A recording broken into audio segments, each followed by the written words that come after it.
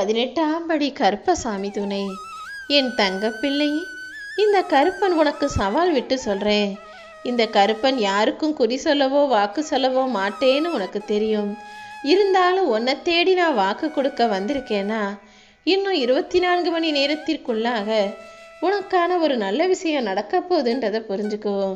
நீ எப்போதும் தைரியமாக துணிவாத என் துணையோடு இருக்குன்றத ஞாபகம் வச்சுக்கிட்டு வேலை செய். இந்த கருப்பசாமி நானே உனக்கு துணையாக இருக்கும்போது வேறென்ன வேண்டும்?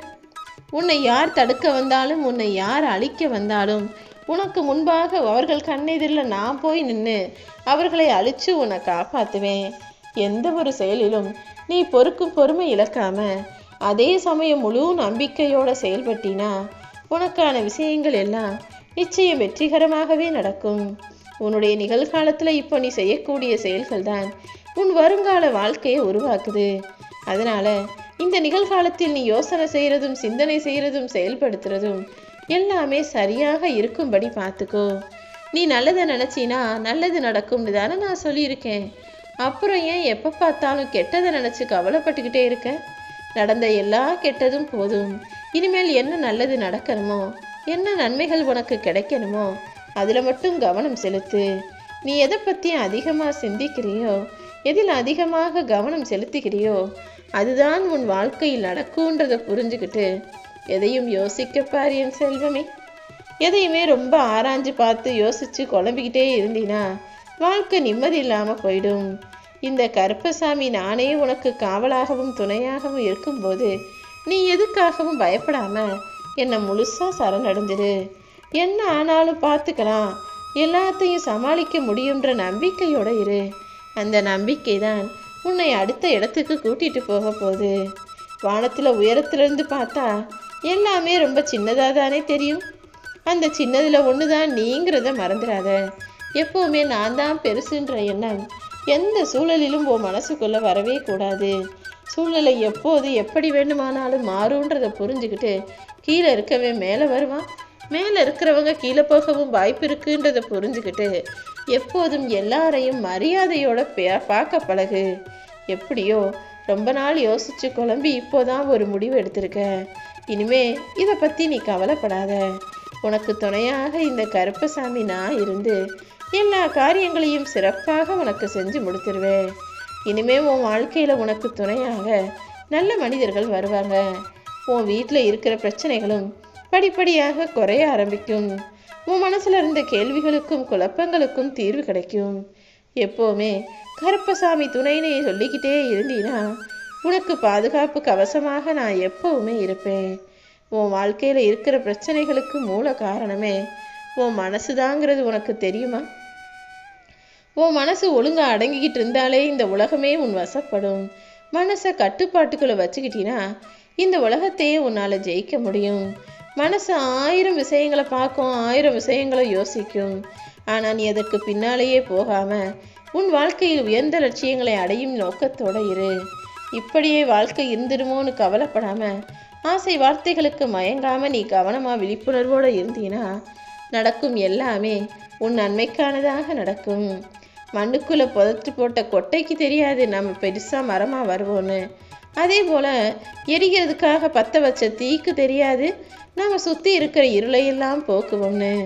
எப்படி எதுக்கு தெரியாமலேயே எது மூலமாக என்னென்னவோ நன்மைகளை உனக்கு கொடுக்குற நான் நீயே அறியாமல் உனக்கு துணையாக இருந்து உன் வாழ்க்கையில் எல்லா நல்லதையும் நடத்தி முடிப்பேன். உன்னோட நம்பிக்கையை மட்டும் ஒருபோதும் கைவிட்டாத. உன்னோட இறை பக்தியும் நம்பிக்கையும் தான் இப்போ உன் வாழ்க்கையில் அற்புதமான விஷயங்களை அழகாக நடத்தி தரப்போகுது. நீயே ஆச்சரியப்பட்டு வியக்கக்கூடிய வகையில் இன்னும் 24 மணி நேரம், அதாவது ஒரு நாளைக்குள்ளேயே உனக்கான விஷயம் நீ நினச்சது போல சிறப்பாக நல்லதாக நடக்கும். உரசாம வைரத்தை பட்டை தீட்டி பளபளப்பாக ஆக்க முடியாது. நெருப்பு இல்லாமல் தங்கத்தை எரித்து சுத்தமாக்கி தூய்மையப்படுத்த முடியாது. அதே போலதான் நல்லவனாகிய உனக்கும் நான் சோதனைகளை கொடுத்தேனே தவிர இப்போது நீ சுத்த தங்கமாக பட்டை தீட்டிய வைரமாக ஜொலிக்க ஆரம்பிச்சிட்ட. இனிமே யாராலும் உன் பக்கத்தில் கூட நிற்க முடியாது.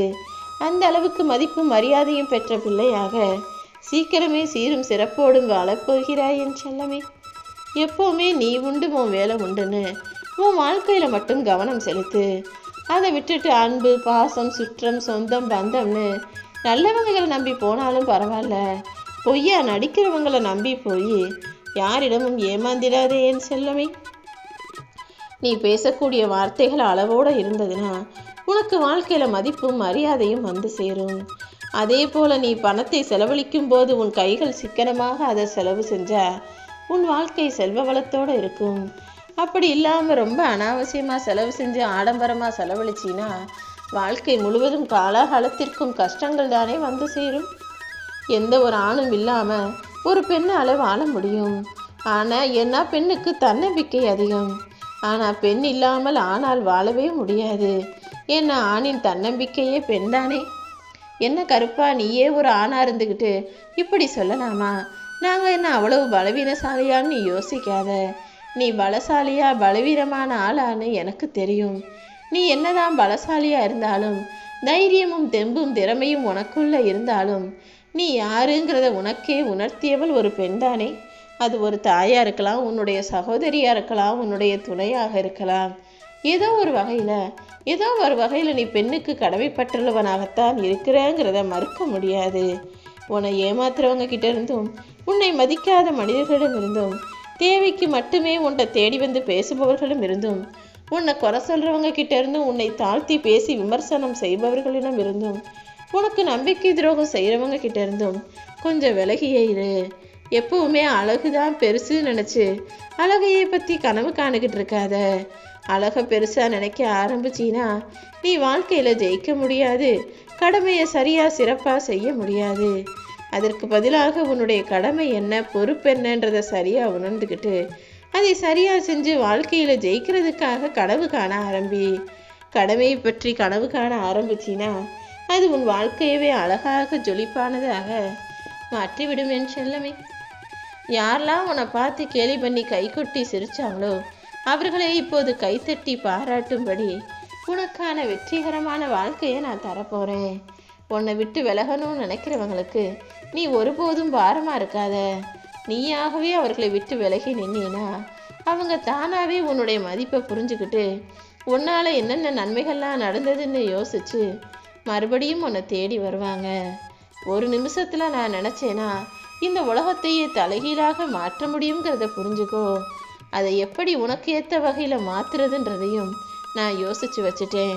பொறுமையாக இருந்தினா எல்லாமே உன் வாழ்க்கையில் சரியாக நடக்குமேன்னு செல்லவே. தவறு தப்புன்னு ஒன்று நடந்துருச்சுன்னா அதை எப்படி சரி செய்கிறதுன்னு யோசி.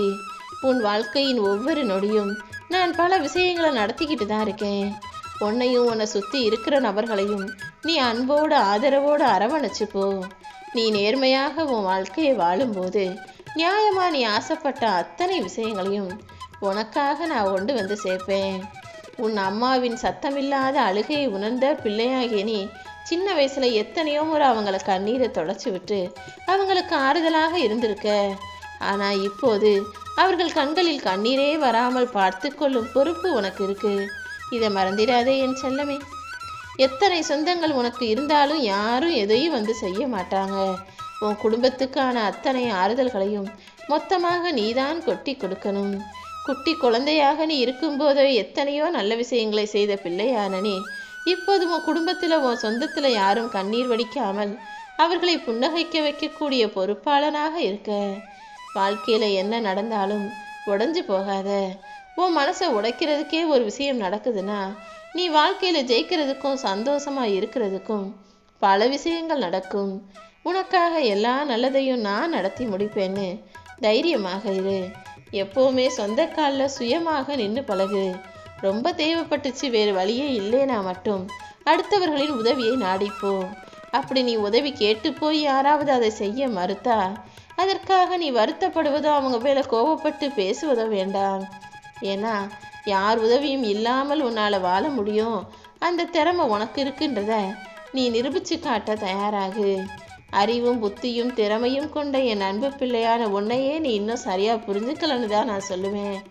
யானைக்கு எப்படி தன் பலம் தெரியாதோ அதே போல் என் அன்பு பிள்ளையான உனக்கு இருக்கிற தைரியமும் தன்னம்பிக்கையும் உனக்கே புரியலை. நீ அதை சரியாக பயன்படுத்தினா உன் வாழ்க்கையவே ஜெயிச்சிடலாம் என் செல்லமே. தானா மூடின கதவை தட்டுனா அது திறக்கும். ஆனால் வேணும்னே நீ வர்றதை பார்த்துட்டு கதவை மூடினவங்க கதவை போய் தட்டினா அது எப்படி திறப்பாங்க? அதுதான் உன்னுடைய அவமானமும் உன்னை சுற்றி இருக்கும் உறவுகளும் ஒன்றோடு ஒன்று சம்பந்தப்பட்டது. எப்போதும் நீ யாரையும் தேடி போகாதே. உன் உறவே வேணாம்னு நினைக்கிறவங்க கதவை மூடிதான் வச்சிருப்பாங்க, உன்கிட்ட பேச மாட்டாங்க. ஆனால் நீ தன்மானத்தோடு தனித்து நின்று தனித்துவமாக ஜெயிச்சு அவங்க முன்னாலே தலைவேர்ந்து தலை நிமிர்ந்து வாழ்ந்து காட்டணும். இதுதான் நீ அவங்களுக்கு கொடுக்க போகிற பதிலடியாக இருக்கும்.